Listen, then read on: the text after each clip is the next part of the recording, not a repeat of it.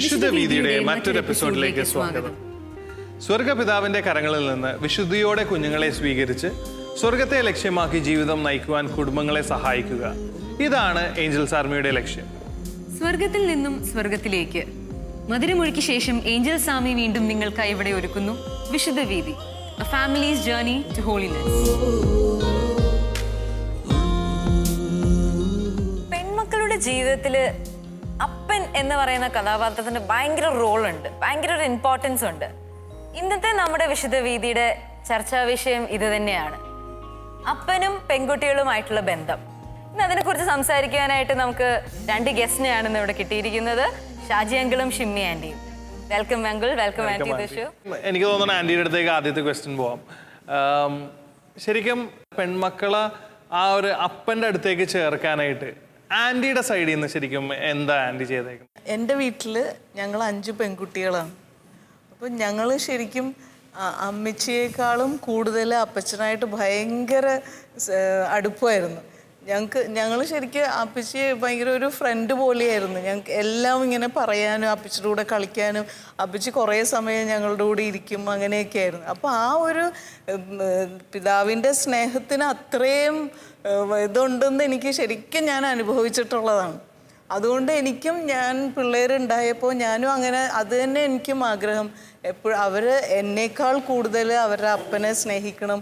പ്രത്യേകിച്ചും പെൺകുട്ടികളായപ്പോൾ എനിക്ക് ഞാൻ വളർന്നതുപോലെ എങ്ങനെ അവർ ഞാൻ എങ്ങനെയായിരുന്നു അതുപോലെ തന്നെ അവർ അപ്പയുടെ അടുത്ത് അത്രയും സ്നേഹത്തിൽ വരണം എന്ന് എനിക്ക് ഭയങ്കര ആഗ്രഹമായിരുന്നു. അതുകൊണ്ട് ഞാൻ എന്നോട് വന്നിട്ട് ചിലപ്പോൾ എന്തെങ്കിലും ആവശ്യങ്ങൾ തന്നെ എന്തെങ്കിലും പറയുമ്പോൾ അപ്പനോട് ചോദിക്കുക, അപ്പനോട് ഞാൻ പറഞ്ഞാൽ മതി, ഞാൻ ചെയ്താൽ മതിയാകുമായിരിക്കാം, എന്നാലും ഞാൻ പറയും അപ്പനോട് പോയി പറഞ്ഞു, അപ്പം ശരിക്കുള്ള ഇത് പറഞ്ഞു തരും അല്ലെങ്കിൽ ചെയ്തു തരും എന്ന് പറഞ്ഞാൽ അങ്ങോട്ട് വിടും ഞാൻ. അപ്പൊ അതുകൊണ്ട് പിള്ളേർ ഓട്ടോമാറ്റിക് എന്തായാലും പിന്നെ അവർ വലുതായപ്പോൾ പോലും അവര് എൻ്റെ അടുത്ത് പറയണേക്കാൾ കൂടുതൽ വേഗം ആദ്യം തന്നെ അപ്പനോട് പോയി പറഞ്ഞോളൂ. ശരിക്കും എനിക്ക് തോന്നുന്നു പണ്ടത്തെ ഒരു കോൺസെപ്റ്റിലൊക്കെ അപ്പൻ എന്ന് പറയുമ്പോൾ ഒരു പേടി അല്ലെങ്കിൽ ഒരു ഭയം, ഭയങ്കര റെസ്പെക്റ്റ് ഒക്കെ കൊടുക്കുന്നൊരു, ഇന്നത്തെ ജനറേഷനൊക്കെ എനിക്ക് തോന്നുന്നു കുറച്ചും കൂടെ എന്താ പറയാ ഫ്രണ്ട് എന്ന രീതിയിലാണ് എല്ലാവരും അപ്പനെ കാണുന്നത്. അപ്പൻ തന്നെ ഒരു അപ്പൻ എങ്ങനെയാണ് ഈ രണ്ട് പെൺമക്കളെ ഇങ്ങനെ ഒരു ഫ്രണ്ട് തന്നെ ആയിരുന്നോ? ഒന്ന് പറയാമോ, ഷെയർ ചെയ്യാമോ അങ്ങളുടെ എക്സ്പീരിയൻസ്? അതായത് അവര് ഈ അടുത്ത് ഞാൻ പിള്ളേരോട് ചോദിച്ച്, അപ്പം അവർ പറഞ്ഞ ഒരു കാര്യം, കുറേ സമയം അവർക്ക് വേണ്ടി ഞാൻ മാറ്റി വെച്ചിരുന്നു എന്നുള്ളത്. അതായത് ജോലി കഴിഞ്ഞ് വന്നു കഴിഞ്ഞാൽ അവരുടെ കൂടെ കുറേ സമയം ഉണ്ടാകും എന്നുള്ളത്. അത് അവർ പറയാൻ കാരണം എന്ന് വെച്ചാൽ മൂത്തവൾക്ക് ഇപ്പം 3 പിള്ളേരുണ്ട്, ഇളയവൾക്ക് 2 പിള്ളേരുണ്ട്. അവരിപ്പോൾ അതുപോലൊരു ടൈം കണ്ടെത്താനായിട്ട് അവർ ഒത്തിരി കഷ്ടപ്പെടണതാണ്. അപ്പോൾ അതാണ് അവർ പറയണത്, അപ്പോൾ ഞങ്ങൾക്ക് വേണ്ടി ഒത്തിരി സമയം മാറ്റി വെച്ചിരുന്നതിൻ്റെ വില അവർക്ക് മനസ്സിലായത്. അപ്പോൾ അതുകൊണ്ട് തന്നെ അവർ ഇപ്പോൾ സ്കൂളിലെ കാര്യങ്ങളാണെങ്കിലും എന്ത് കാര്യങ്ങളാണെങ്കിലും വളരെ ഓപ്പണായിട്ട് സംസാരിക്കാനുള്ള സമയം ഞാൻ കൊടുത്തിരുന്നു. കാര്യം എൻ്റെ കൂടെ കളിയും എല്ലാത്തിൻ്റെ ഇടയിൽ ഞാൻ ഈ ചോദ്യങ്ങളും അതും ഇതൊക്കെ ആയിട്ടുള്ള ഇതിൽ അവരെല്ലാ കാര്യങ്ങളും തുറന്നു പറയണം. പക്ഷേ എപ്പോഴെല്ലാം ഒരിക്കലും അവരെ നെഗറ്റീവിലേക്ക് കൊണ്ടുപോയിട്ടില്ല. എല്ലാം പോസിറ്റീവായിട്ടും ധൈര്യപ്പെടുത്തുകയും ശക്തിപ്പെടുത്തുകയൊക്കെ ചെയ്യണത് അവരെ കുറച്ച് എൻകറേജ് ചെയ്യുകയൊക്കെ ചെയ്യുന്നതുകൊണ്ട് എന്ത് കാര്യം പറയാനും അവർക്ക് മടിയില്ല എന്നുള്ളത് അത് ഇപ്പോഴും അങ്ങനെ തന്നെയാണ്. ശരിക്കും ഒരു അപ്പൻ കൊടുക്കണ ആ ഒരു കോൺഫിഡൻസ് അല്ലേ? അതെ. അതിപ്പോൾ ഈ മറൈൻ ഡ്രൈവിൽ ബഞ്ചി ജമ്പ് വന്ന് ആ സമയത്ത് അവർ വിളിച്ചു ചോദിച്ച് ഇങ്ങനെ, ഞാൻ പറഞ്ഞു ധൈര്യമായിട്ട്. അപ്പോൾ ബാക്കി എല്ലാവരും ഡിസ്കറേജ് ചെയ്യണം, കയറരുത്, അതിൽ പോകരുത്, അതിൽ കയറരുത്, ഭയങ്കര അപകടം പിടിച്ച സംഭവം. ഞാൻ പറഞ്ഞു നീ ധൈര്യമായിട്ട് കയറിക്കോ.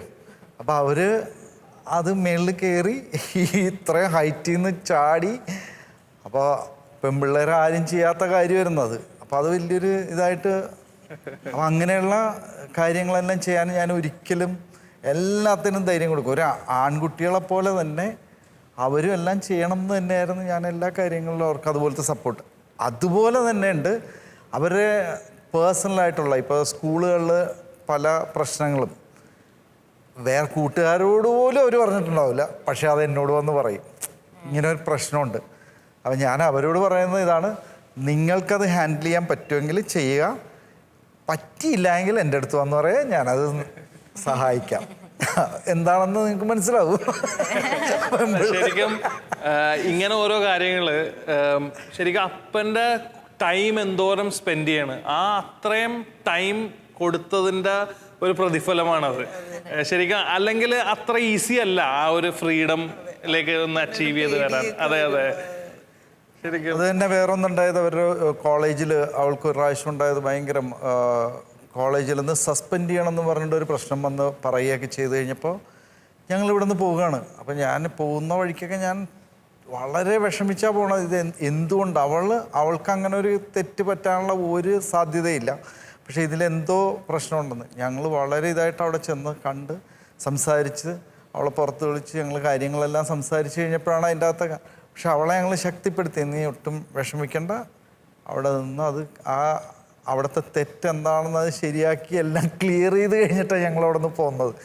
അപ്പോൾ അത് കഴിഞ്ഞ് പക്ഷേ ആ പ്രശ്നത്തിലുണ്ടായിരുന്ന ആളോട് ക്ഷമ ചോദിക്കാനായിട്ട്, നമ്മുടെ ഭാഗത്തല്ല തെറ്റ്, അവരുടെ ഭാഗത്ത് കൃത്യമായി അറിയാവുന്ന കാര്യമാണ് അവിടെ തെറ്റ് അവരുടെ ഭാഗത്താണെന്ന്. അത് അവിടെ വെച്ച് സമ്മതിക്കുകയും ചെയ്ത കാര്യം. പക്ഷേ തിരിച്ച് ഞങ്ങൾ രണ്ടാമത് വീട്ടിൽ വന്ന് തിരിച്ചു കൊണ്ടാക്കുന്ന സമയത്ത് ആ വണ്ടിയിലെല്ലാം അവിടെ ചെന്ന് ആ വ്യക്തിയോട് ക്ഷമ ചോദിക്കാനായിട്ടുള്ള പ്രാർത്ഥനയായിരുന്നു നടത്തി ആ വണ്ടിയിൽ മുഴുവൻ. അവളെ ശക്തിപ്പെടുത്തി അവിടെ തന്നെ തിരിച്ചുകൊണ്ടേ ആക്കി. ആ സാഹചര്യത്തിലേക്ക്, ആ അത്രയും പ്രശ്നങ്ങളുള്ള സ്ഥലത്തേക്കാണ് അവളെ തിരിച്ചുകൊണ്ടേ ആക്കണത്. പക്ഷെ അതിനുള്ള എല്ലാ ധൈര്യവും കൊടുത്ത് പ്രാർത്ഥിച്ച് ഒരുക്കി അവിടെ കൊണ്ടേ ആക്കുകയാണ് ചെയ്തത്. അപ്പോൾ അതൊക്കെ അവൾ പറയായിരുന്നു, നല്ലൊരു ഇതായിട്ട് ഞങ്ങൾ കൂടെ നിന്നുണ്ട്, എന്ത് പ്രശ്നങ്ങളിലും ഞങ്ങൾ കൂടെ ഉണ്ടെന്നുള്ളൊരു വലിയ വിശ്വാസം അവർക്ക്. അപ്പന്റെ ഒരു കോൺഫിഡൻസ് ആണ് അവിടെ മോളിനെ ഏറ്റവും കൂടുതൽ ശക്തിപ്പെടുത്തുന്നത്. ഇനി ഇതിനെ ഇച്ചിരിയും കൂടെ ഡെപ്തില്, ആഴത്തില് സോണി ചേട്ടന് കുറെ കാര്യങ്ങൾ പറയാനുണ്ട്. നമുക്ക് സോണി ചേട്ടൻ എന്താ പറയാനുള്ളതെന്ന് കേൾക്കാം. Over to Tojan and Meenu. Hi Tojan. Hi Meenu. Thank you Manu. Thank you എൽറിയ.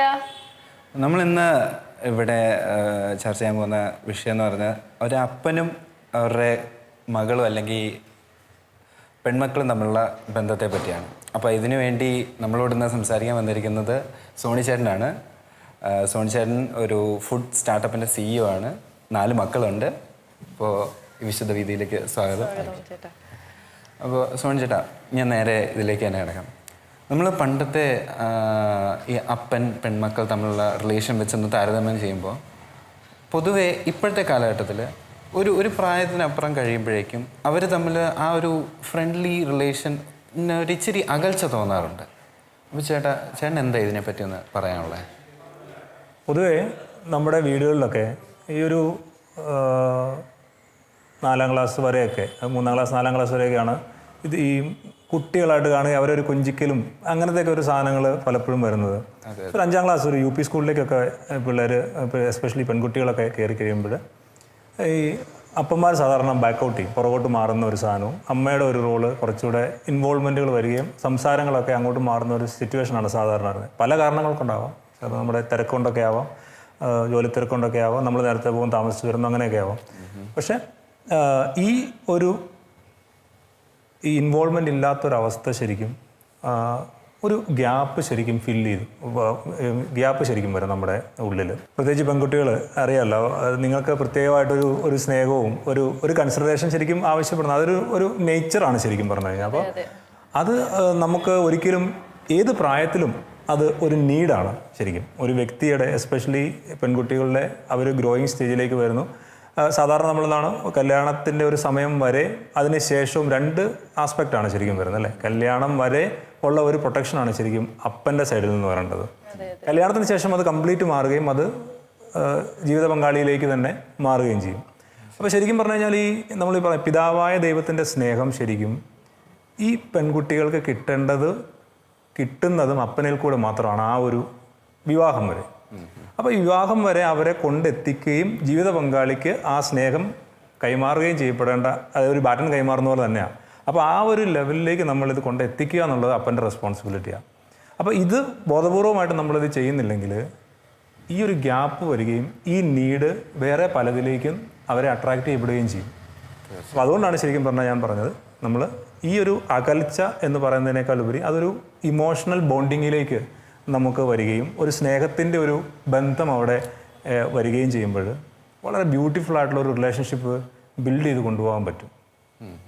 അതാണ് എനിക്ക് തോന്നുന്നത്. അല്ലെങ്കിൽ ഈ പറഞ്ഞ പോലെ മറ്റ് സ്നേഹബന്ധങ്ങൾ അല്ല, പലതുമാകാം. അപ്പോൾ പലയിടത്തും നമ്മൾ ബ്ലോക്ക് ആവും ചില കെയർ കിട്ടുന്ന സ്ഥലത്തേക്ക്. അതായത് ചിലപ്പോൾ ചിലപ്പോൾ ഭയങ്കരമായിട്ടുള്ള ഫ്രണ്ട്ഷിപ്പുകളിലേക്ക് പോകാം, മോശമായിട്ടുള്ള ഫ്രണ്ട്ഷിപ്പുകളിലേക്ക് പോകാം, അല്ലെങ്കിൽ ഈ പറഞ്ഞ പോലെ ഒരു റിലേഷൻഷിപ്പിലേക്ക് പോകാൻ പറ്റും, ഇല്ലെങ്കിൽ വേറെ എന്തിലേക്കെങ്കിലും ഫാസിനേറ്റഡ് ആയിട്ട് വേറെ ഒരു ഇൻഫാക്ച്വേഷൻ്റെ സമയമൊക്കെയാണിത്. അപ്പോൾ അങ്ങനത്തെ ഒരു സാധനത്തിലൊക്കെ ശരിക്കും പറഞ്ഞാൽ ഈ ഒരു ബോണ്ടിങ് ശരിക്കും അപ്പൻ്റെ അടുത്തുനിന്ന് ഒരു ആൻസർ ആയിരിക്കണം ശരിക്കും അവർ ആദ്യമേ എക്സ്പെക്ട് ചെയ്യേണ്ടത്. അങ്ങനത്തെ ഒരു റിലേഷൻഷിപ്പിലേക്ക് ശരിക്കും അത് അപ്പന് നല്ലൊരു റോളും അതിനകത്തുണ്ട്. ആ ഒരു സിറ്റുവേഷൻ ശരിക്കും പറഞ്ഞാൽ അപ്പൻ മനസ്സിലാക്കണം എന്നുള്ളതാണ്. എന്നിട്ട് അതിന് നമ്മളെ തന്നെ ഒരുക്കുകയും അവരറിയാതെ തന്നെ ആ ഒരു സ്നേഹവും കരുതലും കാര്യങ്ങളൊക്കെ നമ്മൾ കൊടുക്കുകയും ചെയ്യുമ്പോൾ ടിൽ അവരുടെ ആ ഒരു മാരേജ് ഏജ് വരെ അല്ലെ മാരേജ് വരെ നമുക്ക് വളരെ ബ്യൂട്ടിഫുൾ ആയിട്ട് ആ റിലേഷൻഷിപ്പ് ബിൽഡ് ചെയ്ത് കൊണ്ടുപോകാൻ പറ്റും. എങ്ങനെയൊന്നു പ്രാക്ടിക്കലി ഈ ഒരു റിലേഷൻഷിപ്പ് ബിൽഡ് ചെയ്യാൻ പറ്റുന്നതെന്ന് പറയാമോ? കാരണം ഈ അപ്പന് ജോലിക്ക് എന്തായാലും പോകാതിരിക്കാൻ പറ്റില്ല. ആ ഒരു ഇതിൽ നിന്നുകൊണ്ട് ഈ പറഞ്ഞ പോലെ എങ്ങനെ ഒരു സൊല്യൂഷൻ അതിൽ പല രീതിയിലുണ്ടാവും. ചില ആൾക്കാർ മാറി നിന്ന് വർക്ക് ചെയ്യുന്ന ആൾക്കാരുണ്ടാവും. അപ്പോൾ ചില ആൾക്കാർ എന്താ പറയുക റെഗുലറായിട്ട് വീട്ടിൽ വരുന്ന ആൾക്കാരുണ്ടാവും. അപ്പം പക്ഷേ നമ്മൾ മനസ്സിലാക്കേണ്ട ഒരു കാര്യം എന്ന് പറഞ്ഞു കഴിഞ്ഞാൽ സംസാരം, കമ്മ്യൂണിക്കേഷൻ ഭയങ്കര ഇമ്പോർട്ടൻ്റ് ആണ്. കമ്മ്യൂണിക്കേഷൻ ഭയങ്കര ഇമ്പോർട്ടൻ്റ് ആണ്. ഇപ്പോൾ ഇതുവരെ അങ്ങനത്തെ റിലേഷൻഷിപ്പ് ഇല്ലാത്ത ഒരാൾ നാളെ രാവിലെ മുതൽ റിലേഷൻഷിപ്പിലേക്ക് പെട്ടെന്ന് തുടങ്ങാനൊന്നും പറ്റില്ല. അത് ഗ്രാജുവലി ബിൽഡ് ചെയ്ത് വരേണ്ട ഒരു സാധനമാണ്. പക്ഷേ നമ്മൾ പേരൻസ് എന്നുള്ള രീതിയിൽ ഒരു അപ്പൻ എന്നുള്ള രീതിയിൽ ഞാൻ അവെയർ ആയിരിക്കണം അവൾക്ക് എവിടെയാണോ ഞാൻ ആ ഇൻപുട്ട് കൊടുക്കേണ്ടതെന്നുള്ളത്. ഇപ്പോൾ എക്സാമ്പിൾ പറഞ്ഞു കഴിഞ്ഞാൽ ഇപ്പം സാധാരണ ഈ ഒരു പ്രായത്തിൽ ഇപ്പോൾ ഒരു 8ാം ക്ലാസ് 9ാം ക്ലാസ് ആ ഒരു സമയത്തൊക്കെ പെൺകുട്ടികളുടെ ആഗ്രഹമാണ് ബൈക്കിൽ ട്രാവൽ ചെയ്യുക, അല്ലേ? ശരിക്കും അങ്ങനെ ഞാൻ മനസ്സിലാക്കുന്ന കാര്യങ്ങളൊക്കെയാണ്. അല്ലെങ്കിൽ ഒരു ഐസ്ക്രീം കഴിക്കുക, അല്ലെങ്കിൽ ഒരു സിനിമയ്ക്ക് പോവുക, അവർക്ക് ഇഷ്ടമുള്ളൊരു മൂവി കാണാൻ പോവുക. എന്തുകൊണ്ട് അപ്പൻ അവളെ ബൈക്കിൽ കയറ്റി ഒരു ഐസ്ക്രീം വാങ്ങിച്ചു കൊടുത്ത് അങ്ങനെ ചെയ്യാൻ പറ്റും? ഒരു മൂവിയൊക്കെ കഴിഞ്ഞ് രണ്ടുപേർക്കൂടെ തിരിച്ചു വന്നുകൂടാ. ഈ ഒരു സമയം എന്ന് പറഞ്ഞാൽ ഒരു 3-4 മണിക്കൂർ നമ്മൾ ഇപ്പോൾ ഒരുമിച്ച് ഉണ്ടാവണം നിർബന്ധമില്ല. ചിലപ്പം ഗൾഫിലുള്ള ആളാണ് അവധിക്ക് വരുന്ന സമയമായിരിക്കും. പക്ഷെ ഉള്ള സമയത്ത് നമുക്ക് എഫക്റ്റീവായിട്ട് നമ്മൾ മുന്നോട്ട് പോകുമ്പോൾ വീണ്ടും നമ്മൾ വർത്തമാനം പറയുമ്പോൾ വീണ്ടും ആ ഓർമ്മകൾ നമ്മൾ സംസാരിക്കുമ്പോൾ അപ്പോൾ അന്ന് നമ്മൾ പോയ ബ്യൂട്ടിഫുൾ മൂവി ആയിരുന്നു. അപ്പോൾ ആ ഒരു റിലേഷൻഷിപ്പും ബോണ്ടിങ്ങും അല്ല അങ്ങനത്തെ ഒരു സാധനത്തിലേക്ക് നമ്മൾ പതുക്കെ ബിൽഡ് ചെയ്യുമ്പോൾ ഒരു ഭയങ്കര ഹെൽത്തി റിലേഷൻഷിപ്പ് നമ്മുടെ ഉള്ളിലേക്ക് ഉണ്ടാവും. അപ്പോൾ അത് ശരിക്കും പറഞ്ഞാൽ നമ്മളെ ബിൽഡ് ചെയ്യുന്നത് ഓട്ടോമാറ്റിക്കലി ഈ റിലേഷൻഷിപ്പിനെ ഒരിക്കലും ബ്രേക്ക് ചെയ്ത് പോകാൻ അവർക്ക് പറ്റില്ല. ഈ റിലേഷൻഷിപ്പ് അവർക്ക് ശരിക്കും പറഞ്ഞാൽ അതിൻ്റെ നഷ്ടം അവർക്ക് ഫീൽ ചെയ്യും ഇല്ലാതാകുമ്പോൾ. അതിനെ ഞാൻ മനസ്സിലാക്കിയത്തോളം ഇതാണ് ശരിക്കും ഒരു അപ്പൻ്റെ സ്നേഹമായി വരുന്നത്. ഇതാണ് ശരിക്കും അവർക്ക് കിട്ടേണ്ട നീഡ്. നിങ്ങൾ പറയത്തില്ല നിങ്ങൾക്കൊരു സ്നേഹവും കെയറും കിട്ടണില്ല എന്ന് പറയില്ലേ? നമുക്കെല്ലാം കിട്ടുന്ന ഒരു ഫാസ്റ്റ് ഫുഡ് കൾച്ചർ സ്നേഹങ്ങളാണ് കിട്ടണേ, അല്ലേ? ഇപ്പോൾ എനിക്ക് വേണ്ട ഒരു ഫുൾ മീലാണെങ്കിൽ എനിക്കൊരു ബർഗർ കിട്ടിയാൽ എൻ്റെ പോയിന്റിലെ ഒരു വിശപ്പ് മാറുന്നുള്ളൂ. ഒരു 15 മിനിറ്റ് കഴിയുമ്പോൾ എനിക്ക് വീണ്ടും വിശക്കും. പക്ഷേ എനിക്ക് ശരിക്കും പറഞ്ഞാൽ ഒരു ഫുൾ മീൽ കിട്ടിയാൽ എനിക്ക് പിന്നെ അടുത്ത ഒരു 4 മണിക്കൂറിന് എനിക്ക് പ്രശ്നമില്ല, അല്ലെങ്കിൽ അടുത്ത ഒരു സമയമാകുമ്പോൾ മാത്രമേ എനിക്ക് വിശക്കത്തുള്ളൂ. അപ്പോൾ ഞാൻ പറഞ്ഞാൽ നമുക്ക് ആ ഒരു സാറ്റിസ്ഫാക്ഷൻ ലെവലിലേക്ക് നമ്മുടെ നീഡും നമ്മുടെ ഈ പറഞ്ഞ കെയറിൻ്റെ ആ ഒരു ആഗ്രഹങ്ങളൊക്കെ മനസ്സിൽ വരുന്നത് ശരിക്കും പറഞ്ഞാൽ ഈ ഒരു സ്നേഹം കിട്ടാത്തതുകൊണ്ടാണ്. കുറവ് അവിടുന്ന് വരുന്നതാണ്. അതായത് നമ്മൾ we are the image of God, അല്ലേ? അപ്പോൾ അങ്ങനെയാണ്. അപ്പോൾ ആ ഇമേജ് ദൈവത്തിൻ്റെ ആകുമ്പോൾ ദൈവത്തിൻ്റെ സ്വഭാവം കാണിക്കും. അതാണ് എന്ത് വരുന്നത്. അപ്പോൾ ഈ നീഡിലേക്ക് വരുമ്പോൾ അപ്പൻ്റെ സ്നേഹം അതിൽ ഫില്ല് ചെയ്യുമ്പോൾ പിന്നെ ഒരു സാധനവും അവരെ ശരിക്കും പറഞ്ഞാൽ ഇത് സെക്കൻഡറി ആയി പോകും വരുന്നത്. രാവിലെ മോള് നല്ല സുന്ദരിയായിട്ട് അണിഞ്ഞൊരുങ്ങി വരുമ്പോൾ ഹൗ ബ്യൂട്ടിഫുൾ യു ആർ എന്ന് അപ്പൻ ചോദിച്ചു കഴിഞ്ഞാൽ താഴെ കൂടെ പോണ ഒരാൾ പിന്നെ രണ്ടാമത് നീ കൊള്ളാമല്ലോ എന്ന് പറഞ്ഞു കഴിഞ്ഞാൽ അവൾ മൈൻഡ് ചെയ്യില്ല. കാരണം ഓൾറെഡി കോംപ്ലിമെന്റ് വന്നു കഴിഞ്ഞു. ഞാൻ പറഞ്ഞത് മനസ്സിലായില്ല. അപ്പോൾ ആ ഒരു രീതിയിലേക്ക് നമുക്ക് ആ റിലേഷൻഷിപ്പ് ബിൽഡ് ചെയ്യുകയും മുന്നോട്ട് കൊണ്ടുപോകാൻ പറ്റുകയും ചെയ്യുമ്പോൾ നമുക്ക് ശരിക്കും പറഞ്ഞാൽ ഇങ്ങനെയാണ് ശരിക്കും ബോധപൂർവമായ ചില ഇൻസിഡൻസ് ഉണ്ടാവും. നമുക്കറിയാൻ പറ്റും. ഇപ്പോൾ സ്കൂളിൽ പോകാൻ വേണ്ടി മോള് നിൽക്കുന്ന സമയത്ത് അല്ലെങ്കിൽ നാളെ ആരെ കൊണ്ടുവിടും. സാധാരണ നമ്മൾ വണ്ടി ടാക്സി വിളിച്ചായിരിക്കും വിടുന്നുണ്ടെങ്കിൽ അപ്പന് ശരിക്കും പറഞ്ഞാൽ ഒരു ദിവസം 1/2 hour ലേറ്റായിട്ട് ഓഫീസിൽ പോകാൻ പറ്റിയിട്ട് ഞാൻ അവളെ ഡ്രോപ്പ് ചെയ്യാമെന്ന് പറയാന്ന് പറഞ്ഞാൽ അതൊരു ഇൻവോൾവ്മെൻറ്റാണ്. അവിടെ അവൾക്കൊരു കെയർ കിട്ടും, ഒരു സ്നേഹം കിട്ടും. മനസ്സിലായില്ലേ? അപ്പോൾ അങ്ങനത്തെ ഒരു ഇൻവോൾവ്മെൻറ്റുകൾ പതുക്കെ ചെയ്യുമ്പോൾ ടിൽ ആ ഒരു മാരേജ് ഏജ് വരെ നമുക്ക് ക്യാരി ചെയ്ത് കൊണ്ടുപോകാൻ പറ്റും. ആ ബ്യൂട്ടിഫുൾ ആയിട്ടുള്ള റിലേഷൻഷിപ്പ് നമുക്ക് മെയിൻറ്റെയിൻ ചെയ്ത് കൊണ്ടുപോകാൻ പറ്റുമെന്നാണ് ഞാൻ വിചാരിക്കുന്നത്. അപ്പം ചേട്ടനിപ്പം 4 മക്കളാണല്ലോ. അതെ. അതിൽ 2 പെൺമക്കൾ, മൂത്ത ആളും ഇളയാളും. അതെ. അപ്പം ഇവരുമായിട്ട് എങ്ങനെയാണ് ആ ഒരു ബന്ധം മെയിൻറ്റെയിൻ ചെയ്ത് പോകുന്നത്? ഇപ്പോൾ ശരിക്കും എൻ്റെ മോള് 12 വയസ്സായി.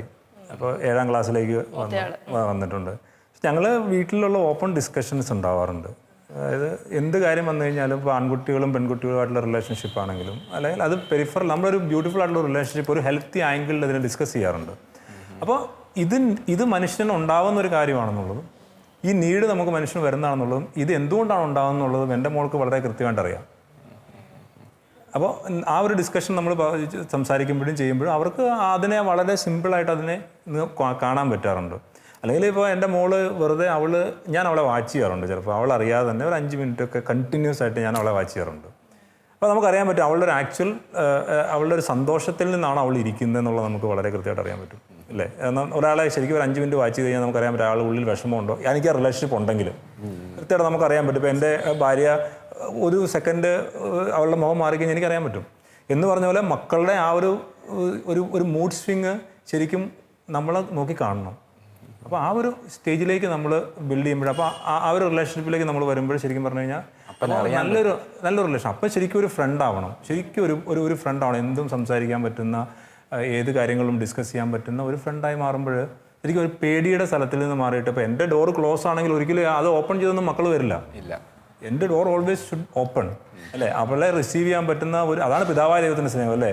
ഇപ്പോൾ ധൂർത്തപുത്രൻ തിരിച്ചു വരുമ്പോൾ കെട്ടിപ്പിടിച്ച് സ്നേഹിക്കുന്ന പോലെ ആ തുറവിയുള്ള ഒരു അപ്പനായിട്ടിരിക്കുമ്പോൾ എനിക്ക് ശരിക്കും പറഞ്ഞു കഴിഞ്ഞാൽ അത് എന്നിലേക്ക് ശരിക്കും പറഞ്ഞാൽ മക്കളെ അട്രാക്ട് ചെയ്യാൻ പറ്റും. അപ്പോൾ അങ്ങനത്തെ ഒരു റിലേഷൻഷിപ്പ് പ്രശ്നങ്ങളുണ്ടാവും. പക്ഷെ അവർക്ക് നമ്മളോട് ഷെയർ ചെയ്യാതിരിക്കാൻ പറ്റത്തില്ലാത്തൊരു സ്റ്റേജിലേക്ക് വരും. മനസ്സിലായില്ലേ? അത് ഇന്നല്ലെങ്കിൽ നാളെ എന്നോട് പറയാം. അല്ലെങ്കിൽ എനിക്കത് റീഡ് ചെയ്യാൻ പറ്റും. ഞാൻ ചോദിക്കുമ്പോൾ അവൾക്കൊരിക്കലും എന്നോട് കള്ളം പറയാൻ പറ്റത്തില്ല. കാരണം ഞങ്ങൾ വീട്ടിൽ ആരും കള്ളം പറയാറില്ല. അത് ബേസിക്കലി നമ്മുടെ ഒരു സ്റ്റാൻഡാണ്. ഞാൻ കള്ളം പറയാറില്ല, അതുകൊണ്ട് മക്കളും കള്ളം പറയാൻ പാടില്ല. അപ്പോൾ അവർക്കൊരിക്കലും മറച്ചു വെക്കാൻ പറ്റത്തില്ല. ഇന്നല്ലെങ്കിൽ നാളെ അവർ പറഞ്ഞേ പറ്റുള്ളൂ, പറയും. ഞാൻ പറഞ്ഞാൽ അതൊരു പേടിയുടെ തലത്തിൽ നിന്നല്ല, ഒരു സ്നേഹത്തിൻ്റെ തലത്തിൽ നിന്ന്.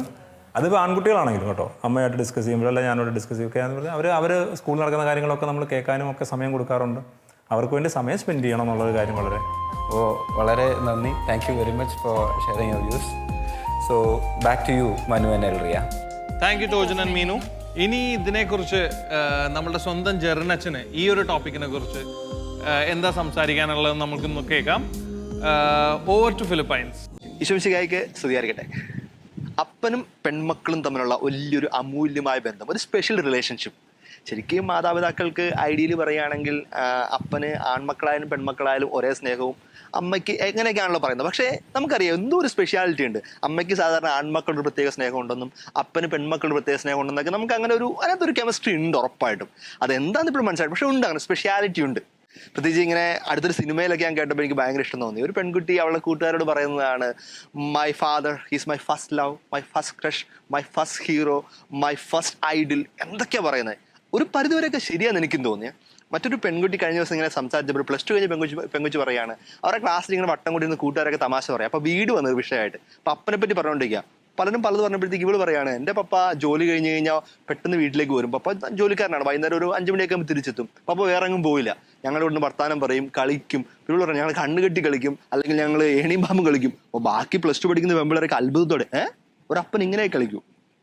പക്ഷേ ഇവള് പറയാണ്, ഹീസ് മൈ സൂപ്പർ ഹീറോ, എൻ്റെ ഏറ്റവും ബെസ്റ്റ് ഫ്രണ്ട്, എനിക്ക് ഏറ്റവും സ്നേഹം കിട്ടുന്നത്, എനിക്കൊന്ന് ചാരിക്കിടക്കാൻ പറ്റുന്ന എല്ലാം ഈ അപ്പനാന്നുള്ളത്.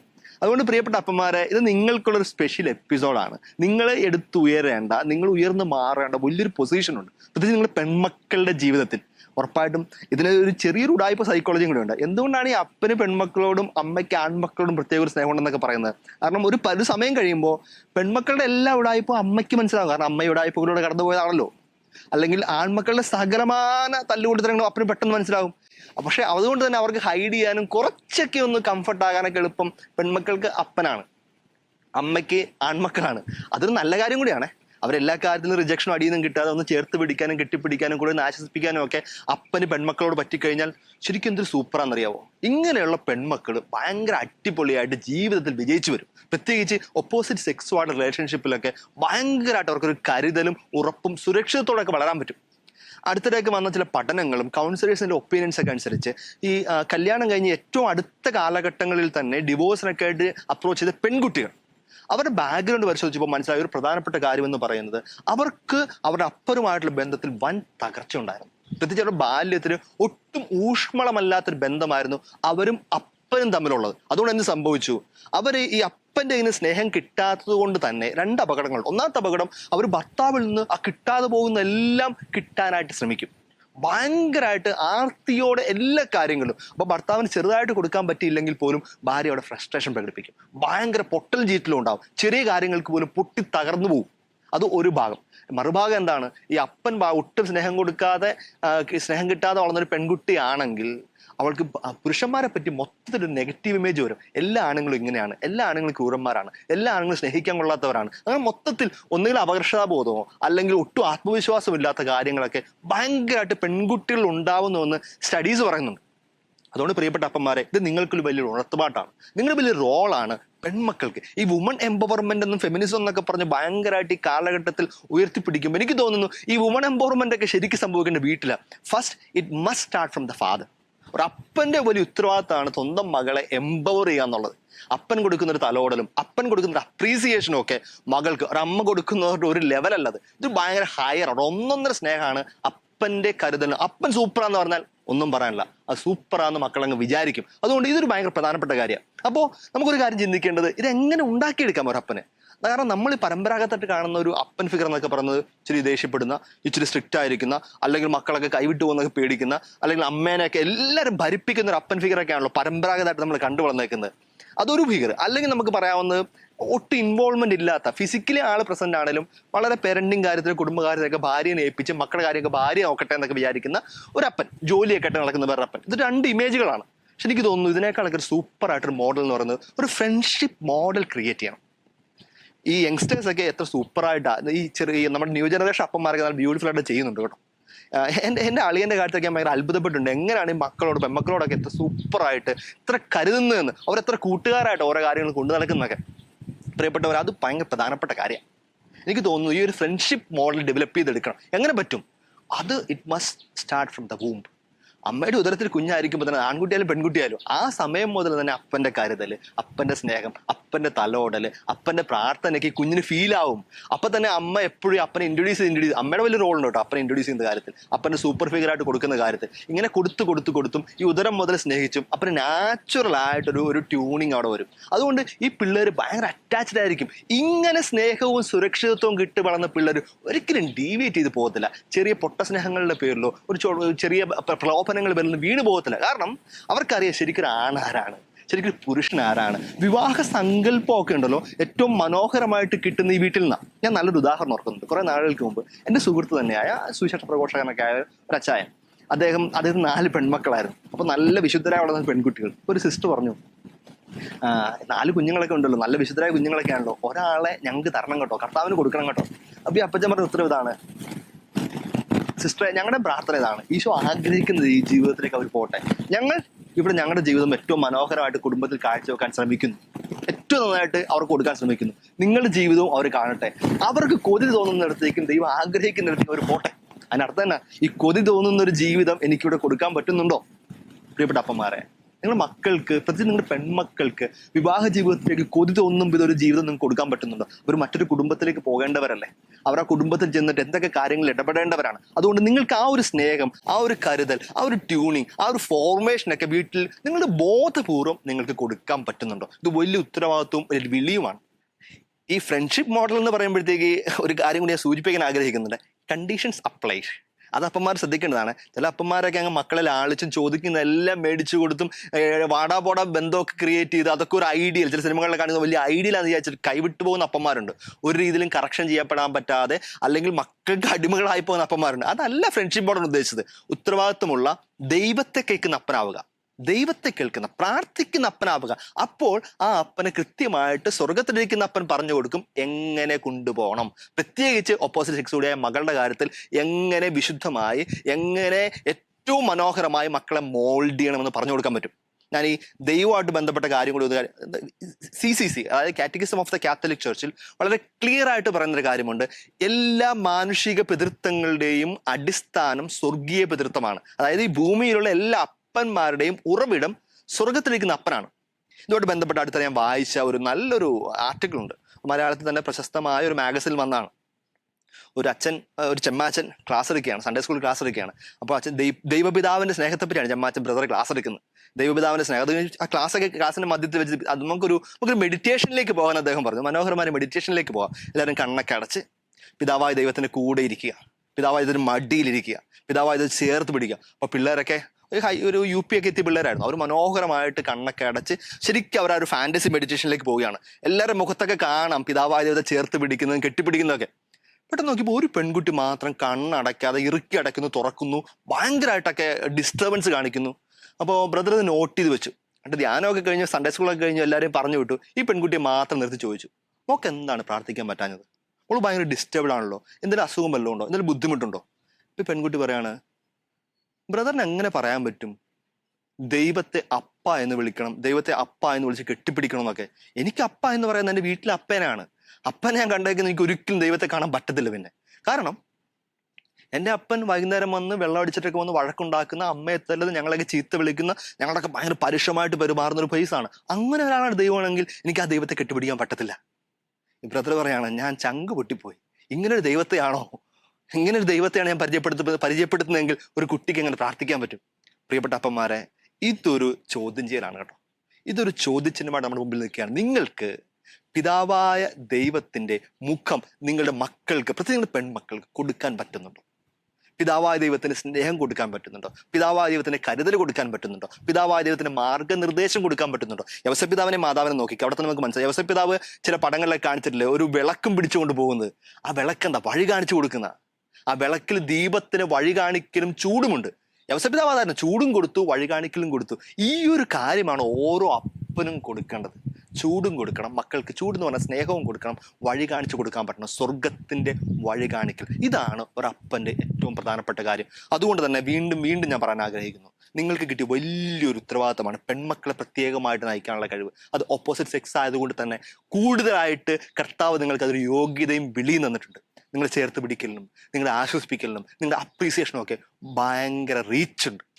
വർഷങ്ങൾക്ക് മുമ്പ് ഞാൻ കണ്ട ഒരു അപ്പനെ ഒന്ന് അനുസ്മരിച്ചിട്ട് ഞാൻ അവസാനിപ്പിക്കാൻ വിചാരിക്കുന്നു. ഒത്തിരി വർഷങ്ങൾക്ക് മുമ്പ് ഞാൻ ട്രിവാൻഡ്രത്ത് നിന്ന് കോട്ടയത്തേക്ക് ഡ്രൈവ് ചെയ്ത് പോകുന്നപ്പോഴത്തേക്ക് ഏകദേശം ഒരു 7:30 മണിയൊക്കെ ആയിക്കാണ്. ഞാൻ ഇങ്ങനെ അടൂരൊക്കെ എത്തി MC റോഡിൽ. അപ്പോൾ ഞാൻ കണ്ടതാണ് ഒരു +2 പഠിക്കുന്ന ഒരു പെൺകുട്ടി, ചുരിദാറൊക്കെ ഇട്ട്, സ്കൂൾ യൂണിഫോം ഒക്കെ ഇട്ട്, തോളത്ത് ബാഗൊക്കെ ആയിട്ട്, ഒരു കൈ അവൾ അപ്പൻ്റെ കൈ ചേർത്ത് പിടിക്കുന്നു, അപ്പൻ്റെ കയ്യിൽ ടോർച്ചുണ്ട്.